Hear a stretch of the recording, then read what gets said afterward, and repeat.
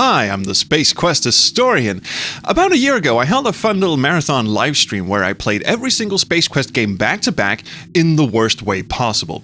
We called it the Pain Train, and we went out of our way. For instance, this is Space Quest 4 running with a custom-made CGA driver and using the meaty patches from Police Quest 3 to create a truly unholy cacophony of sound and vision that would send most lesser demons scurrying back in horror to the fiery pit from whence they came. You know, I was I like that. But I could have saved myself the trouble of going through all that effort and just played the Amiga version of Space Quest 4 instead, because it is just a god-awful tragedy in every respect. And I truly have nothing but the deepest, most heartfelt pity for the poor fuckers who played this version back in the day. Let me see if I can break it down for you. Sierra games on the Amiga were always the bastard children of their PC-DOS counterparts. The Amiga was already limited by its 32-color palette, which meant that SCI games like Space Quest 4 and King's Quest 5 never had a chance of looking as great as they did in their 256-color PC versions. But even so, you only have to look at the stellar conversion of King's Quest 6 that Revolution Software made to see that it is indeed possible to make a Sierra game run on an Amiga and not have it come out as total garbage. And that's because Revolution essentially rebuilt all of King's Quest 6 from scratch in their own game engine, whereas Space Quest 4 runs in the native SCI engine that Sierra made. And it was just not built for it. I'm not even being hyperbolic about this. Check out these quotes from reviews that were published at the time of its release in Amiga magazines. "The listless conversion of sound and graphics does injustice to the Amiga. Unacceptably slow motion and reduced animation without a turbo card or an Amiga 3000, says Amiga Format.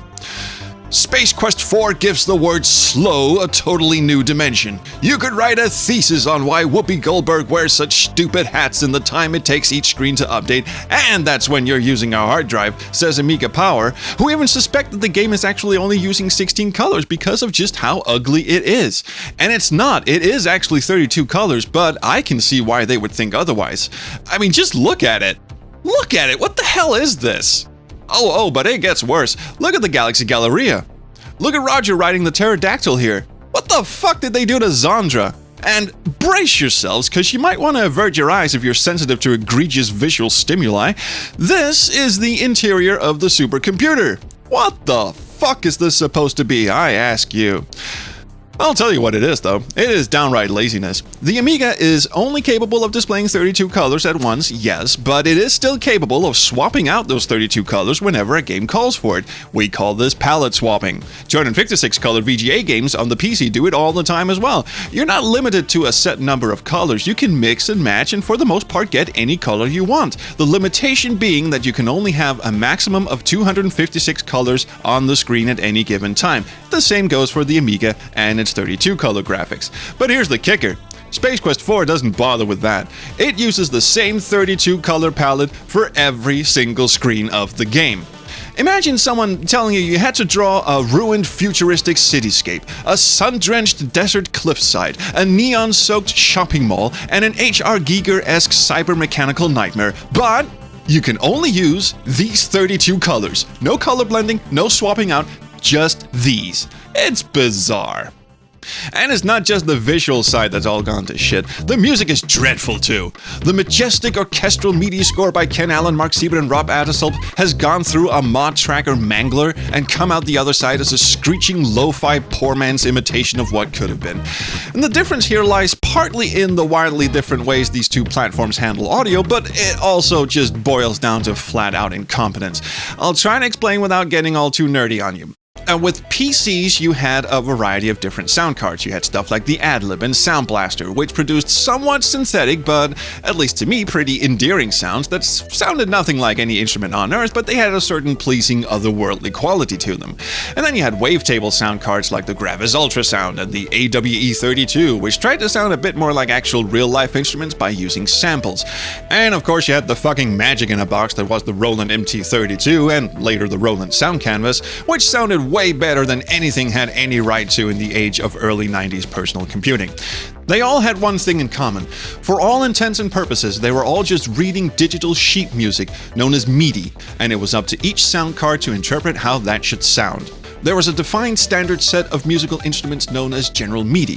So if you had, say, a trumpet, then each sound card would have a different idea of what that trumpet should sound like. Now, this is a massive oversimplification, of course. FM synthesizer cards like the Adlib and Sound Blaster didn't respect the general MIDI standard because it hadn't been invented at the time of those cards being made. Instead, they let you create custom sounds by bashing primitive waveforms like sine waves and saw waves together to see what would come out, like these infamous hellish bells in Professor Lloyd's theme.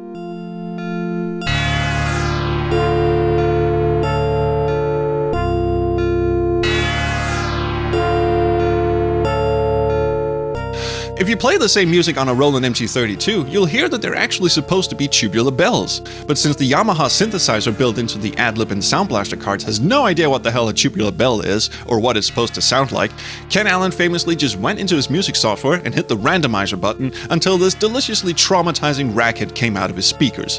Where am I going with all this, you might wonder? Well, the point to take away from all this is that MIDI music on the PC is just a small file containing data about note lengths, instrumentation, volume, etc. And they can, in practice, be played on whatever music card was available on the PC. They will come out sounding vastly different depending on the card, obviously, and that is indeed the point. The Amiga works much differently when it comes to sound. The Amiga uses what's known as mod tracker music. Again, it's essentially just a file full of sheet music data, but the main difference lies in the way it handles instrumentation. Instead of relying on a vast number of different sound cards to interpret whatever the hell you just wrote out, Amiga Mods has you assign digital samples to each instrument, and those samples can be anything. You can record yourself making a fart sound with any bodily orifice of your choosing, and you can use that as an instrument in a mod file. Granted, due to limitations of its time such as processing power and space considerations, these samples would typically have to be very lo-fi and very short. You couldn't record every single key on a piano because that would take up way too much space.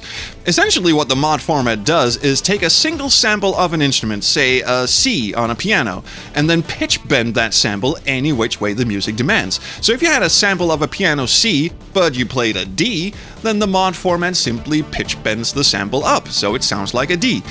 In other words, all the music on an Amiga is essentially tiny bits of recorded digital samples being pitch bended in order to come out sounding as music. And in the right hands, this can sound amazing. In the wrong hands, it can come out sounding like Space Quest 4, because whoever put this together was either in a massive hurry or didn't give a fuck, because all they did was sample instruments from the Roland MT32, very, very poorly I might add, and then cobble something together that vaguely sounds like the original music, but in a very disconcerting, uncanny valley type way. Of course, it doesn't help that the Amiga in those days was limited to having only 4 channels, meaning you can only have 4 digital instruments going at any given time, whereas PCs could have anything from 8 to 32 channels going at once, again, depending on what sound card you had. But given that whoever did this Amiga conversion had practically unlimited freedom by way of actually recording digital samples instead of being restricted by whatever onboard synthesizers of PC cards were capable of, shows you just how much effort went into this. And by that, I mean not a whole fucking lot of it. Here, have a listen to the opening theme on the PC with the Roland MT32.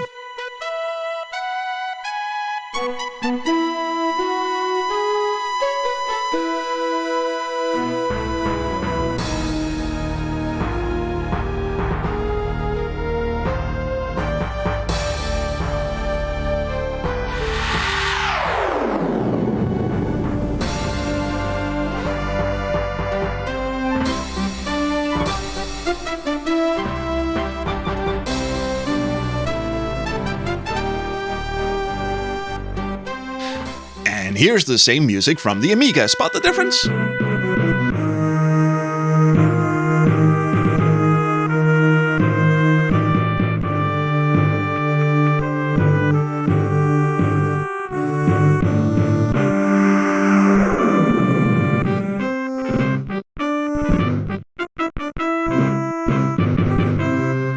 Good fucking lord. And if you think that's bad, try running the game on anything less than a souped-up Amiga 1200. You'll get an even worse PC speaker-esque rendition of the soundtrack that makes you wonder why they even bothered with sound in the first place.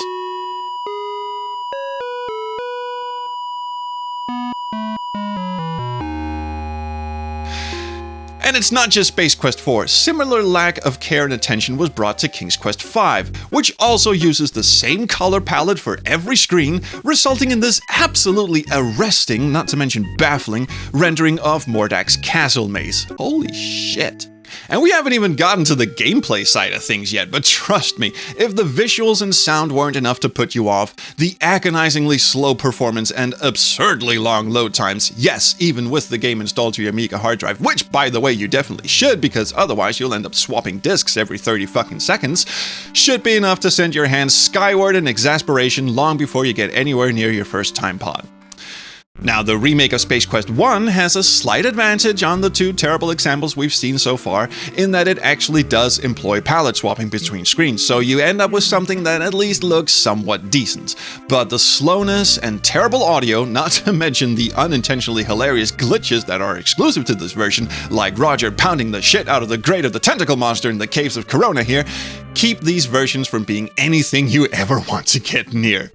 And that's why I have to extend a very special thanks to SQH's Discord denizen Pickle Dog for not only braving through the entirety of both Space Quest 4 and King's Quest 5 for this video, but also for helping me set up my Amiga emulator and assisting me in uncovering the smoking gun of the lack of palette swapping, as it were.